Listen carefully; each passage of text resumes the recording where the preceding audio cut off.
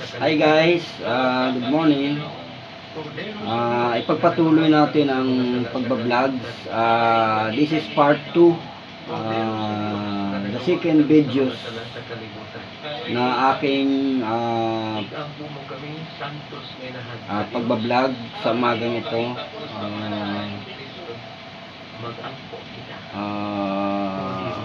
Teka, parang gusto ko magkape.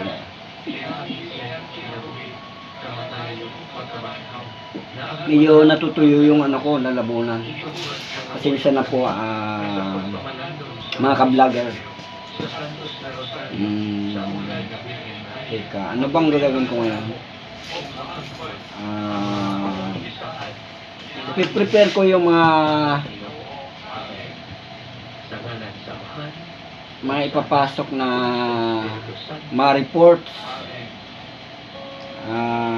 Ito, na-ready ko siya para pag tinawag ng ko natin ng newscaster, may piplik ko kaagad para hindi tayo sumablay. Ihanda ko na. Ito yung computer player namin. Nakikita mo naman. Teka. Dali lang.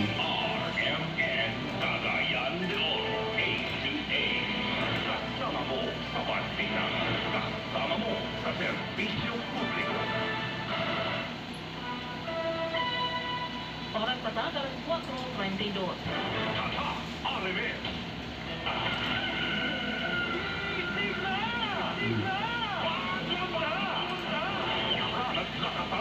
Kahanda ng may init na balita at impormasyon. Boses ng balita.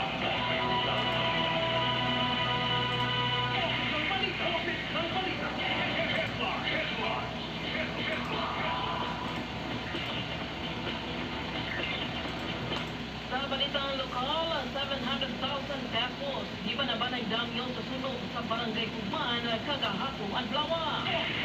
43 kapalitan dito sa ni Mayor Clarence Uy kagahapong adlaw ato sa kasalan ng bayan sa barangay Patag, New Bayan. Cagayan de Oro City Police Office magpatabang sa cyber group kung saan makatol ang mga kandidato mamalitong boto gamit ang online payment. Balita gikan sa Kaluman, ipatumang rice filling sa regular o well-milled rice hayang pangpangunan. Ito po, type ko yung live Balita gikan gawa sa Sud, Ukraine President Zelensky. busis ng balita. Bumisita sa Washington, D.C. Balita negosyo, pipila ka na ng produkto.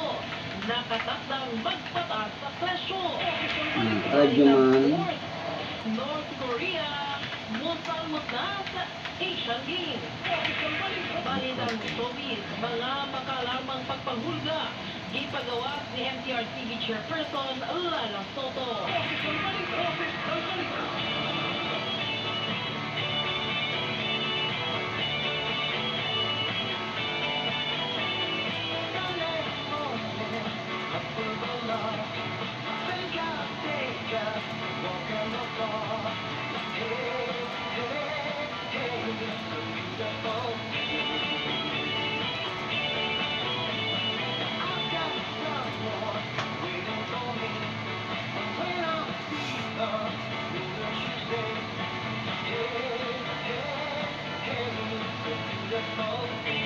It's a beautiful day. Alam ka natong tanan mga kasama adlaw nga usab nga Domingo, September 17, 2020. Magkape tayo, magkape. Para mawala yung antok. Sa programa nga Boses ng Balita gikan sa alas 4:30 sa buntag. Ang total sa alas 5:30 o alas 5:30 ang tatlo karong buntaga mga kasama aron sa paghisgot sa mga nagunang balita. Pagkatapos magkape, Sa Cagayan de Oro mga kasama. uupo tayo mga guys. Nakaupo ako. Ayan. Ayan, sa delay pa, no? Ato sa parimbaya, ang ato Teka, mga para may laman pa ng kape, ah. bago lang, Kape, kape, kape, kape! bago pa lang yun ang galang 4:34. So, hinahinay na nga itong mga nanay, tatay din ha. Bakot-bakot na. Kaya, it's another day. Muntik na ako mabulunan, mga guys. Mga kasama panahon, parang kitang tanan maka... Kami din ang nag-open ng mga mic control doon sa studio booth namin. Ayan po. Sa announcers booth. Ayan po yun. Oh. Live po kami. Ayan po. Ayan. Ayan. Live po yung program sa... Ayan po. Katunayan po, ubos ng kape ko. Wala nang kape. Ubos ng kape ko. Wala na. Wala na akong kape, oh. Pati mga balon sa mga bata. Lain ang mga bata. Tapos, saan pa ba? Madala pag 5. Ganito pala mag-vlog, ano. Marami kang isipin na content kung ano mga gagawin mo. Napakahirap siya, pero pag nakuha mo na lahat, ano lang, easy na lang siguro. Siyempre, first time, ganun talaga. Kahit anong bagay na mga gagawin mo, talagang napakahirap. Pero pag nalagpasan mo na, ano lang, easy na lang. Parang,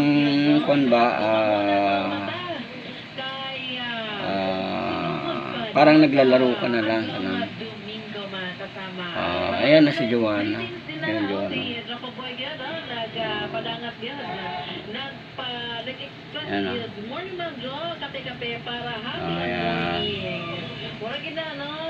Ang pamahagi Joko Boy para happy ang morning, pangape. Pag wala kang kape, engineer, sad ang morning. Ay, nako naman. O, sige ha, sa mga pita.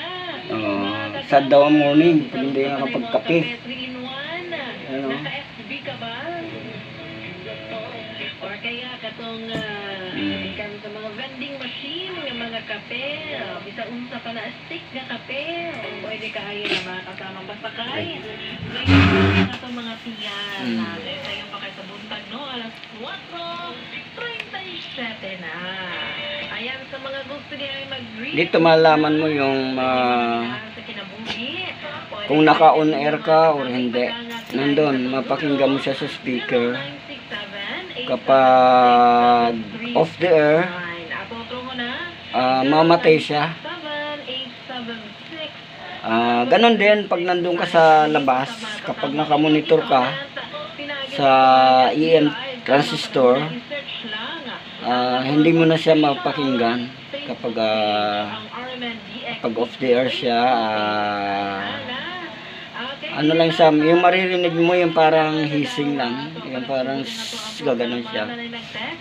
Pag ganon, off the air po yun. Ang ginagawa po namin pag ganon, pag off the air, walang kuryente. So, mayroon kang mga backup battery para sa mga equipment, para hindi siya masisira. Yung tinatawag nilang UPS, uninterrupted power interruption. Tama ba yun? Interruption. UPS. System.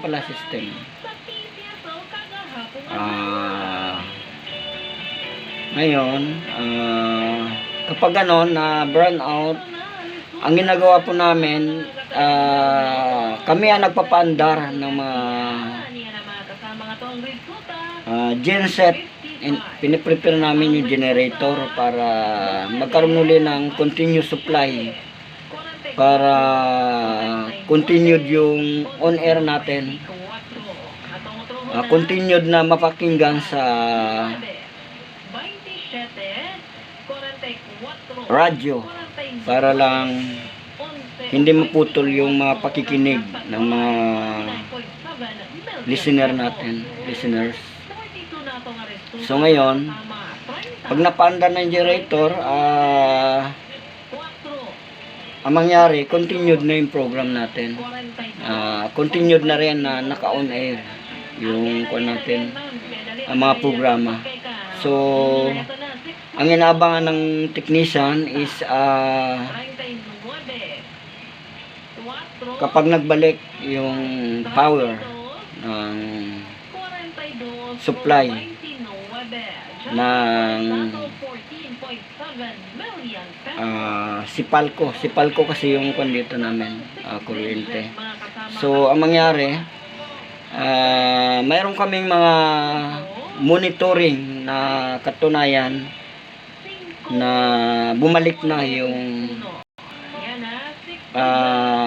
kuryente.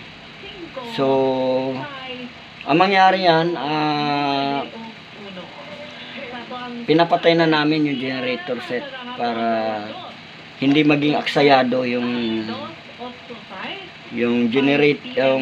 crudo kasi nakukonsume din ng crudo.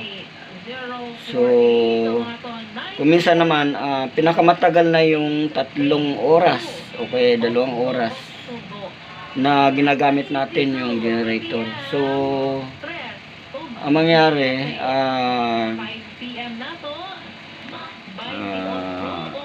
kapag ganon, kapag matagal ang nawalang kuryente, so ang ginagamit, so tuloy-tuloy pa rin ang pag-load ng crudo para para continued yung wala kang agam-agam na masisira yung generator. So kami din ang nagmi-maintain ng generator. So kailangan yan every 1 week naka-warm up yung generator para ma-check mo kung good condition yung makina. So ang mangyari, magkape muna tayo. Para maganda yung pagbablog natin, hindi tayo naantok. Kasi parang pa utal-utal na ako. Parang inaantok na ako. Magkape tayo. Good morning, Ma'am Jo.